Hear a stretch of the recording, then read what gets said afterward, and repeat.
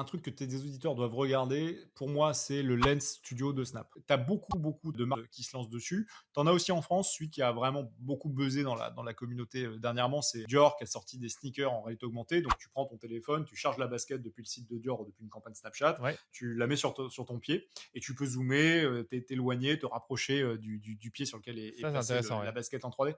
C'est incroyable en termes de qualité. C'est quasiment une photo, ce que tu vas voir. Donc, c'est quasiment la sneaker réelle que tu as sur le pied. Ouais, Je crois que ça a fait un nombre de ventes absolument délirant. je Et doute c'est pas. des baskets à 1200, 1300. Donc, tu vois, tu peux vendre des très très gros paniers grâce à la réalité augmentée. Pour les marques cosmétiques, il faut regarder ce que fait Sephora. Alors là, on peut être un peu fier parce que c'est une marque française, comme Ouais. Dior, qui est hyper innovante sur le sujet et qui teste plein de choses. Ils ont notamment essayé une maquilleuse virtuelle avec des filtres que tu peux appliquer sur ton visage en 3D, en réalité augmentée. Et pareil, ils ont réussi à vendre des gammes de produits qu'ils ne vendaient jamais. Je crois que c'était des rouges à lèvres très très bleus, très Ouais, foncés, donc ouais. tu vois très marqués, que les gens n'osaient pas acheter en ligne, qu'ils achetaient en magasin mais pas en ligne, et en pouvant l'appliquer sur leur visage, voir ce que ça rendait, sont passés à l'acte d'achat. Il faut que les marques et les gens qui nous écoutent se ruent sur la 3D, c'est la prochaine frontière du e-commerce, il se passe énormément de choses, et ne pensez pas que c'est technique ou que c'est inaccessible. C'est de Ouais, c'est plus en ça. plus simple à utiliser, et ça s'est vachement démocratisé ces dernières années.